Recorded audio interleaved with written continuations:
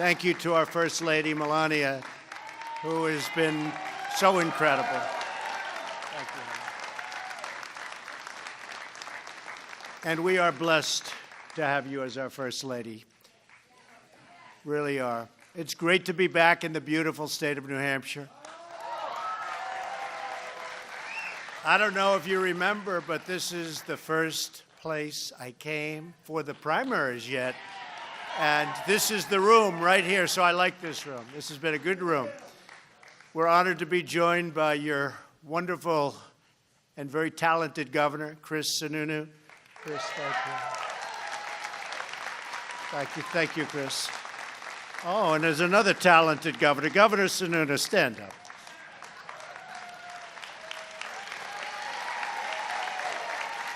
I have to tell you, there was nobody tougher on Trump at the beginning. It's true. There was nobody on television tougher. And then we met each other, and we liked each other, and he went from the worst to the best. Governor, thank you. I mean that, too. Thank you. I want to thank also Attorney General Sessions and Secretary, thank you, Jeff, Secretary Azar, Secretary Nielsen, and Surgeon General Adams for joining us at this very important event. The First Lady and I just visited the Manchester Fire Department Safe Station, talking about it all over the country. The Fire Chief, Dan Goonan, and all of the first responders with us today, thank you. You've been incredible, and you're saving American lives. We're also joined by a number of law enforcement officers who we love. Our police, DEA, ICE, Border Patrol agents, and customs officers work night and day to keep drugs out of our communities and criminals off of our streets.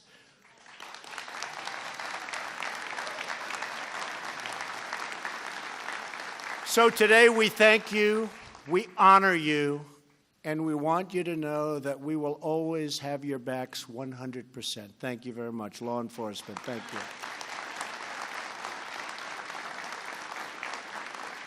I especially want to acknowledge all of the families with us today who have endured terrible hardships because of the opioid crisis, and especially those who have lost precious loved ones. I've been saying this for a long time, and it all started right here in New Hampshire because I see what you're going through, about as bad as there is anywhere in the country. And I said I'd be back, and we are back, and we're pouring a lot of money and a lot of talent into this horrible problem. And we pledge to honor the memory of those you lost with action and determination and resolve. We'll get it. We will not rest until the end.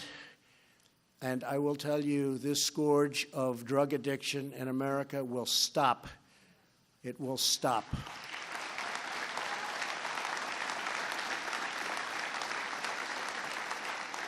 Every day, 116 Americans die from an opioid-related overdose. In New Hampshire, the overdose, really death rate, I mean, can you believe this? The death rate is double the national average. It's got difficulties like people wouldn't believe. Defeating this epidemic will require the commitment of every state, local, and federal agency. Failure is not an option. Addiction is not our future. We will liberate our country from this crisis. Never been like this. Hundreds of years, never been like this. And we will raise a drug-free generation of American children. Last October, we declared the opioid crisis a public health emergency. Should have been done a long time before. Since then, we've worked with Congress to ensure at least $6 billion additional dollars going through right now in new funding in 2018 and 2019 to combat the opioid crisis. And we will be spending the most money ever on the opioid crisis.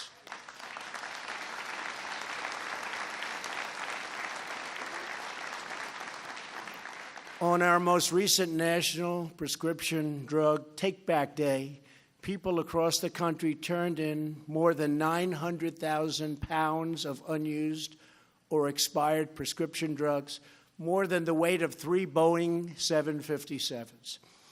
Our Custom and Border Protection and these people, the job they do is incredible. Seized nearly 1,500 pounds of fentanyl last year, nearly 3 times the amount seized in 2016. And I told China, don't send it. And I told Mexico, don't send it. Don't send it.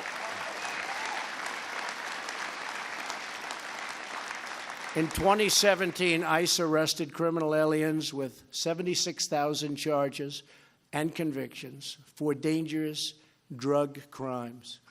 Last year, the Department of Justice prosecuted more than 3,000 defendants in cases involving opioid, all of the trafficking and the related crimes, 3,000 cases, including a pharmacist, a physician's assistant, and an opioid trafficker, each charged with committing serious drug crimes in New Hampshire. Whether you are a dealer or doctor or trafficker or a manufacturer, if you break the law and illegally peddle these deadly poisons, we will find you, we will arrest you, and we will hold you accountable.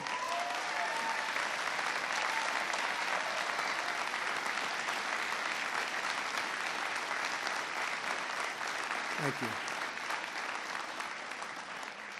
Here in New Hampshire, I applaud all of the drug enforcement agents and law enforcement officers who recently coordinated Operation Granite Shield, an 18-hour enforcement action targeting drug traffickers that resulted in the arrest of 151 people.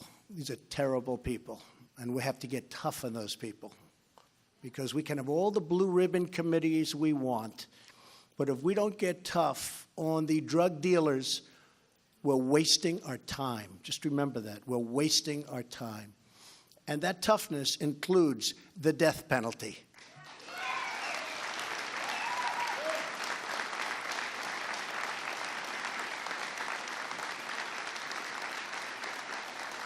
You know, it's an amazing thing. Some of these drug dealers will kill thousands of people during their lifetime. Thousands of people. And destroy many more lives than that. But they will kill thousands of people during their lifetime. And they'll get caught, and they'll get 30 days in jail. Or they'll go away for a year. Or they'll be fined. And yet if you kill one person, you get the death penalty or you go to jail for life. So if we're not going to get tough on the drug dealers who kill thousands of people and destroy so many people's lives, we are just doing the wrong thing. We have got to get tough. This isn't about nice anymore. This isn't about committees. This isn't about let's get everybody and have dinners and let's have everybody go to a blue ribbon committee and everybody gets a medal for frankly talking and doing nothing. This is about winning a very, very tough problem. And if we don't get very tough on these dealers, it's not going to happen, folks. It's not going to happen. And I want to win this battle. I don't want to leave at the end of 7 years and have this problem. Okay? I don't want to, right? Thank you.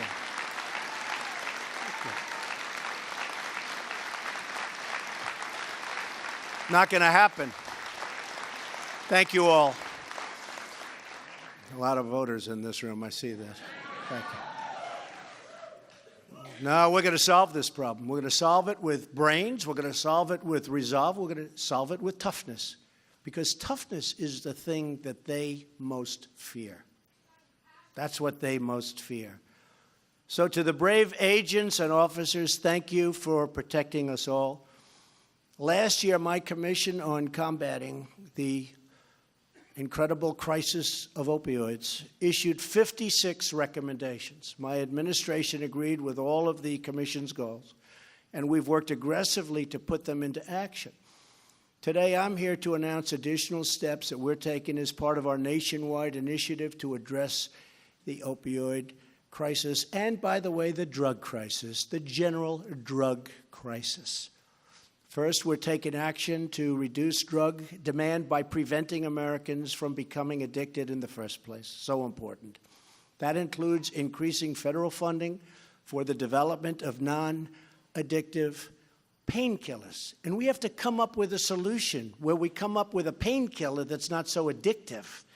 And we can do it. We're not that far off. We can do it. These things are incredibly addictive. So we're going to find that answer also. Here with us today are Jim and Jean Moser. They lost their beautiful son, Adam, to a fentanyl overdose. His addiction began with prescription pills he found in their kitchen cabinet. They have since begun the Zero Left initiative to help families get rid of excess painkillers.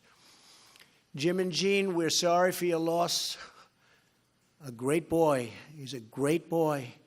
And we applaud your strength and your leadership. And where are you?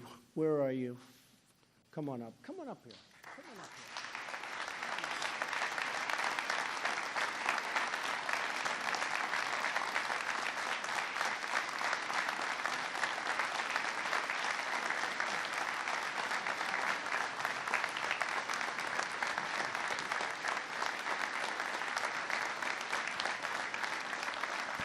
Tell us about your boy. Wow. Adam was our oldest son. He was a great kid. He was a smart kid. Grew up out in rural East Kingston, New Hampshire. He had a degree in actuarial science, which, as many of you know, that's the science of forecasting risk. He was the kind of kid that made you feel really good about yourself. You give him 5 minutes, you really liked him. And, he just made a bad choice one night, as smart as he was. He found his way into our kitchen cabinet, and sadly, the rest is history. He got hooked on it and had to go to the street eventually, and he found fentanyl. And he's been gone for 2.5 years, and we miss him every day. Thank you. Thank you, darling. You take care of Thank yourself, you. okay? Thank you. All right. Thank you very much. Thank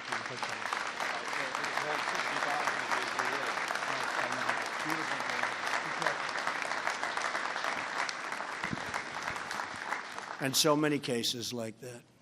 We're also taking action to prevent addiction by addressing the problem of over-prescribing.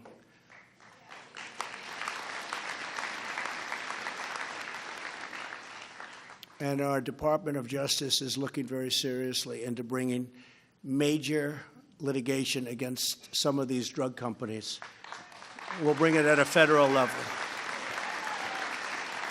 Some states are already bringing it, but we're thinking about bringing it at a very high federal level, and we'll do a job.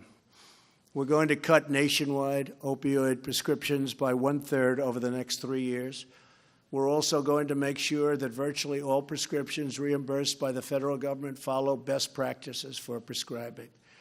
We'll ensure that opioid addiction is not subsidized by the American taxpayer.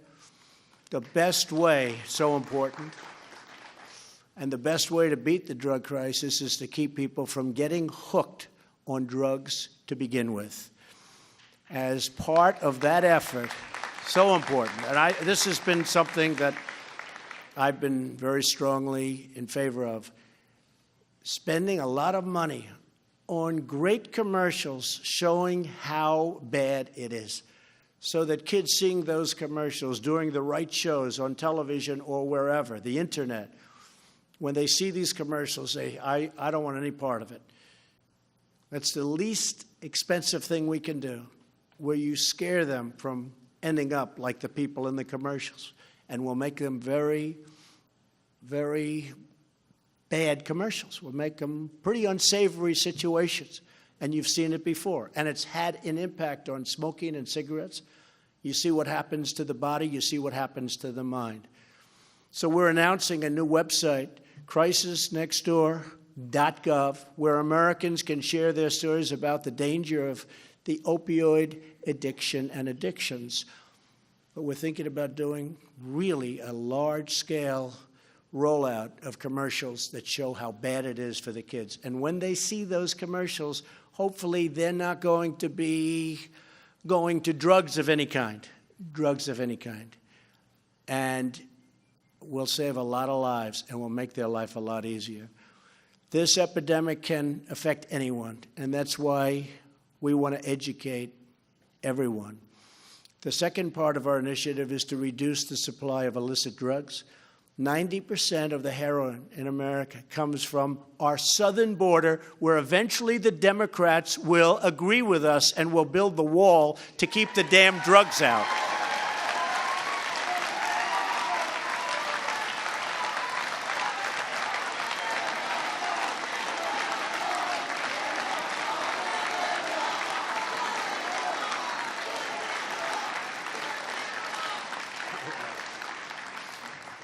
Pretty amazing. They don't want to go with DACA because they don't care about DACA, but they're trying to tie the wall to DACA and DACA to the wall, and they want to keep DACA for the campaign instead of getting it approved, which we could do very easily. The Republicans are totally in favor of doing something substantial for DACA, but the Democrats like it as a campaign issue, so they don't get it approved. And they want to tie it to the wall, which is okay with me. Both should get approved. They don't want it to be approved. Remember what I said. They don't want it to be approved. They want to make it part of the campaign. Well, we'll make it part of the campaign also, and we'll win, because we're going to win on those issues. My administration is also confronting things called sanctuary cities that shield dangerous criminals.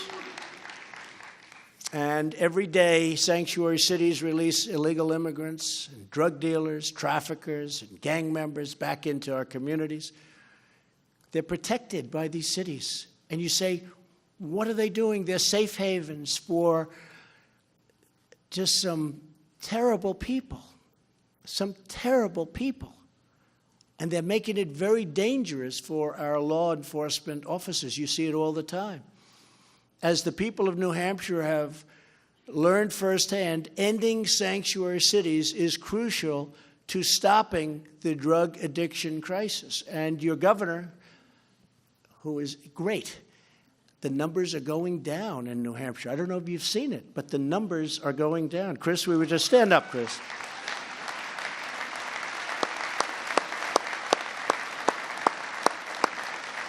It's really one of the few bright spots where the numbers actually are going down, and that's a tremendous achievement. Thank you, Chris. According to a recent Dartmouth study, the sanctuary city of Lawrence, Massachusetts, is one of the primary sources of fentanyl in 6 New Hampshire counties. ICE recently arrested 15 MS-13 gang members. These are not good people, folks, okay? These are bad, bad people. They don't use guns. They'd rather use knives because it's more painful and it takes longer. These are bad people. In Boston, Massachusetts, which is a place where you have sanctuary cities, I'm repeating my call on Congress to block funds for sanctuary cities and to close the deadly loopholes that allow criminals back into our country and into our country in the first place.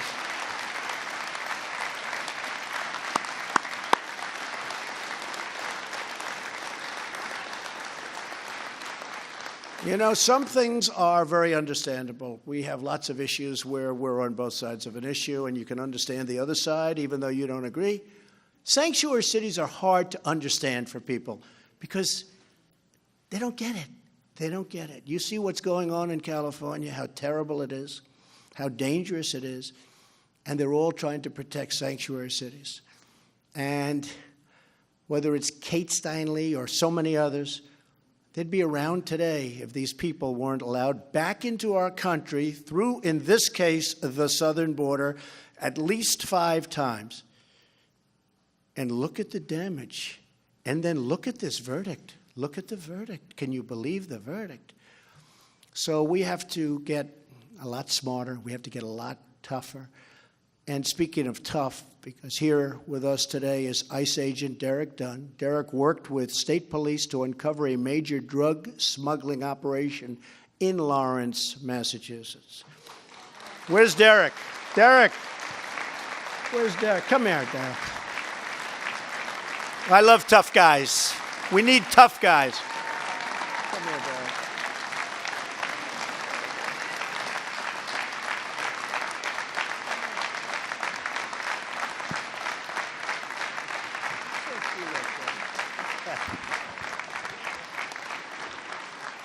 Just want to say thanks for everyone being here, and it's been a battle. It's been an absolute battle for our counterparts here at DEA and FBI and everybody, all the law enforcement, state police, and the local police. It's been an absolute battle.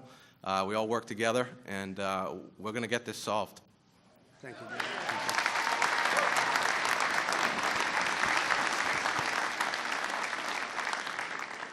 He didn't know he was going to do that. And you didn't know you were going to do that, but that's in honor of your boy, right? It made a big impact.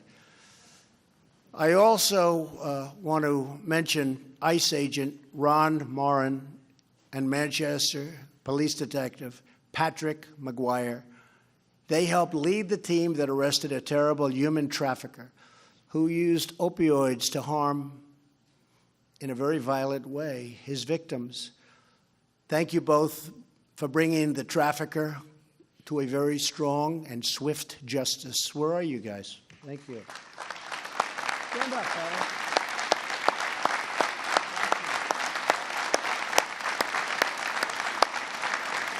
Thank you.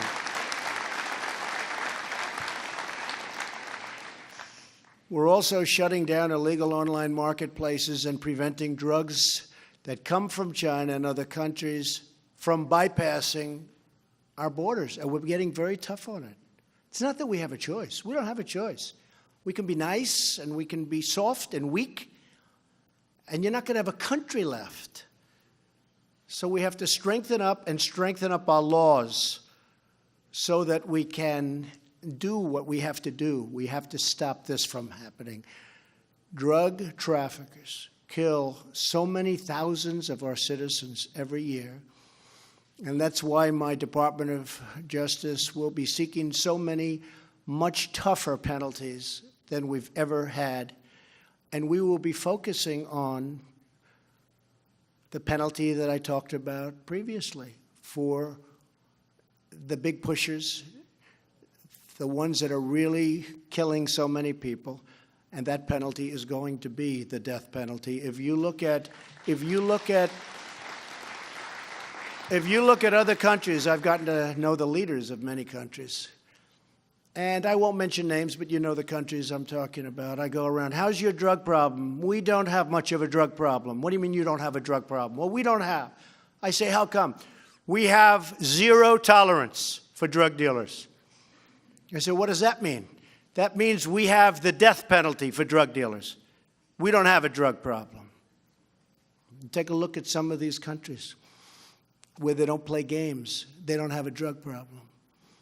We have court cases that last 10 years, and then they get out at the end.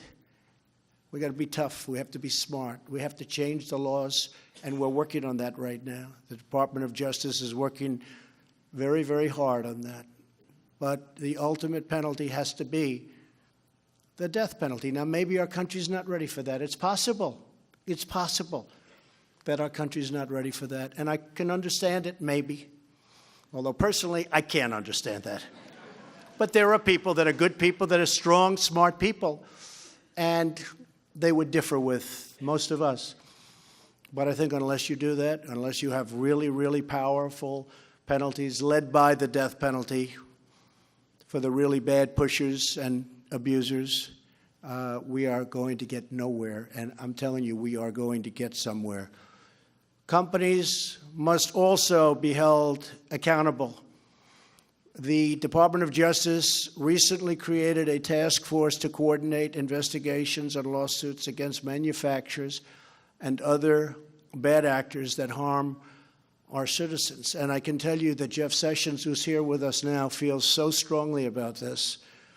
And they're working very hard and very effectively on that. And so we appreciate that very much. Thank you. Thank you, Jeff. Thank you.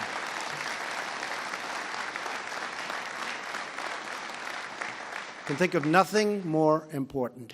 The third part of our initiative is to get life-saving help to those who need it. We're going to make sure our first responders have access to life-saving, overdose-reversing drugs, which, by the way, are amazing. Here with us today is Mike Kelly, the president of Adapt Pharma.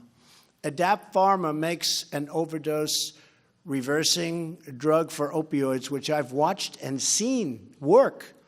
It's called Narcan. It's actually incredible. Today we applaud Adapt Pharma's decision to provide free Narcan to all high schools, colleges, and universities in America. I'd like you to come up, Mike. Come up. Where's Mike?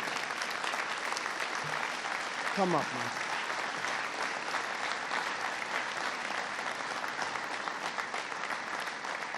That's really an amazing and generous offer. Thank you. Tell us a little bit about that, Mike, please. Sure. So Adapt is a small company that has a big job, which is to reverse overdoses. And we've provided for free of charge 4 boxes to all colleges and universities in the United States. 2 boxes free for every high school in the United States, as well as educational awareness for the nursing departments as well as the faculty to train and teach everybody about the dangers of opioids and the risks, and also the benefits of having Narcan nasal spray near where opioids are. Thank you very much. Thank you. Appreciate it. Thank you, Mike. It's amazing, generous. And I've watched the police and the fire. They come around and they become so good at it. But I've seen people that are just about dead wake up. Now, the problem is they then go back in many cases to the drugs and they do it again and again and again. But we have to work on that. We have to work on that very, very strongly. I also want to recommend and commend a Richmond-based company, Kaleo, for donating more than 300,000 doses of their overdose-reversing drug to first responders, which has already saved more than 5,000 lives in a very short period of time. My administration has made clear that medical providers can share crucial information with family members about an overdose so that their loved ones can help them get into treatment. We need treatment.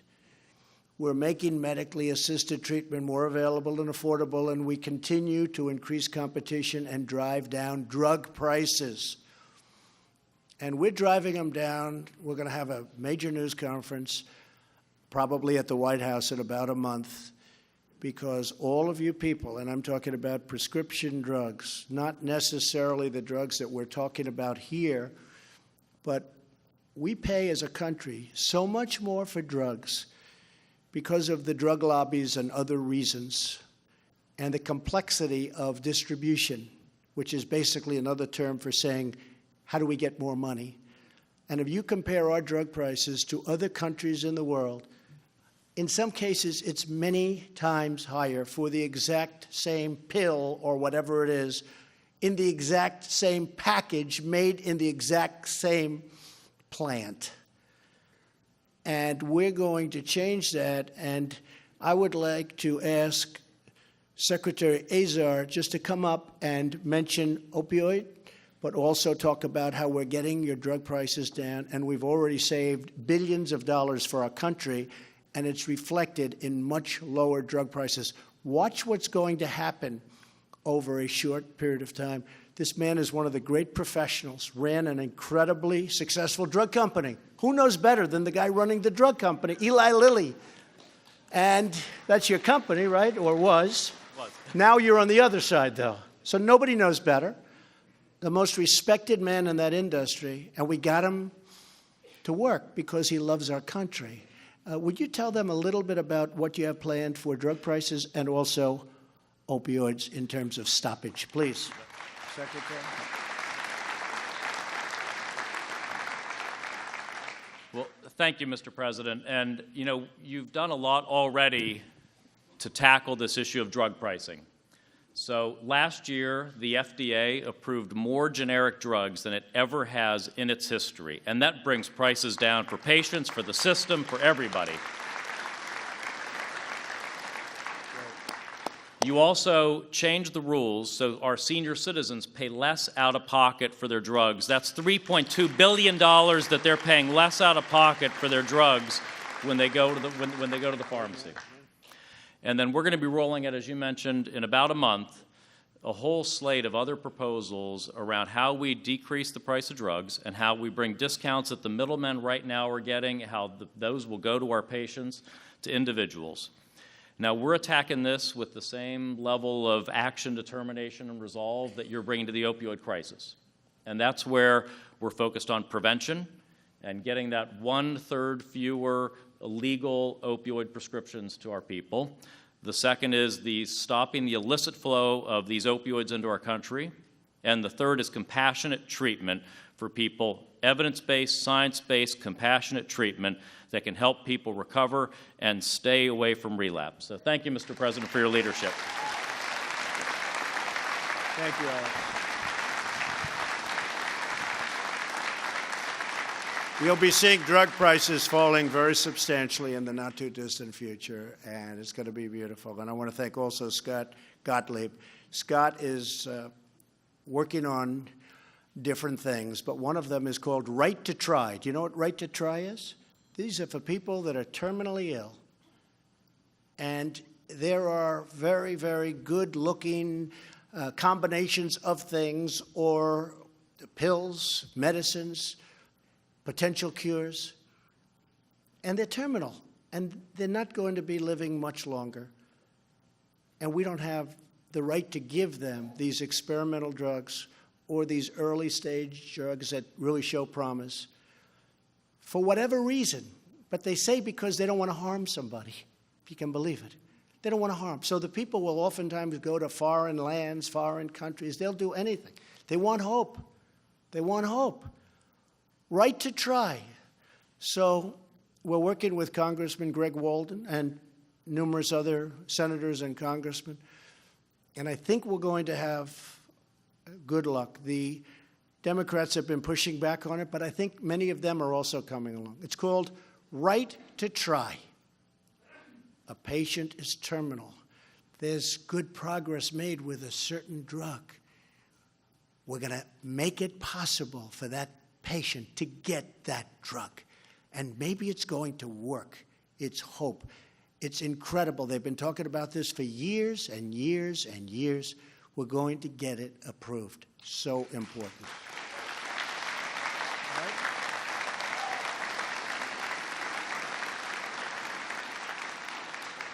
To further expand treatment, I'm also calling on Congress to change the restrictive 1970s-era law that prevents Medicaid from paying for care at certain treatment facilities with more than 16 beds.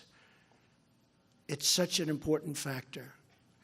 In the meantime, my administration is granting waivers to states so they can help people who need treatment now, Governor. We're also going to help inmates leaving prison get treatment so they can have a second chance to become productive, law-abiding citizens. And what we've really done for the inmates, it's very hard for them to get out of jail and get a job. What we've really done for them, better than anything we can sign, any legislation that we can pass demanding that you hire, we're getting a great economy. It hasn't been this good in many, many years. Some people say it's never been this good. And what's happened is, as you see, unemployment is way down.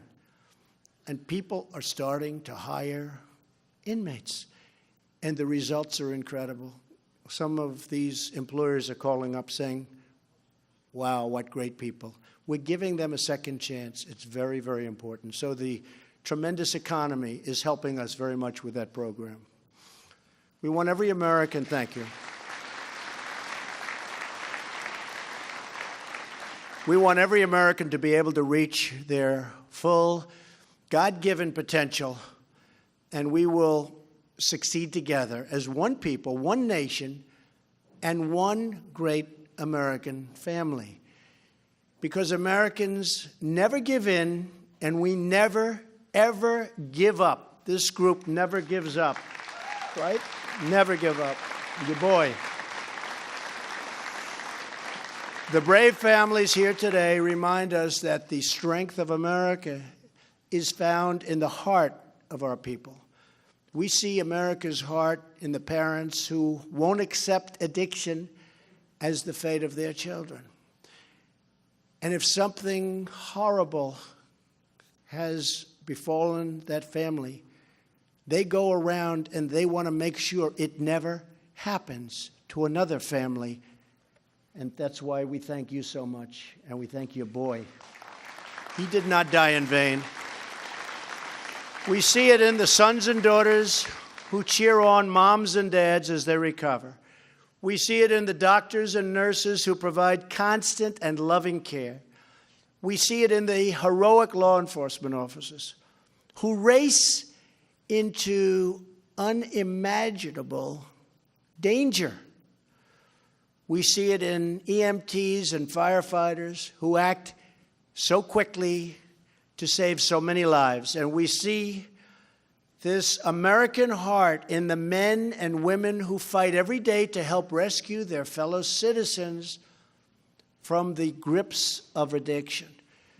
These are the courageous souls who remind us that for America, there is nothing beyond our reach, nothing at all. Nothing. We will defeat this crisis. We will protect our beautiful children, and we will ensure that tomorrow is better, brighter, stronger, and greater than ever before. Because as long as we have trust in our citizens, pride in our country, and faith in our God, we will not fail.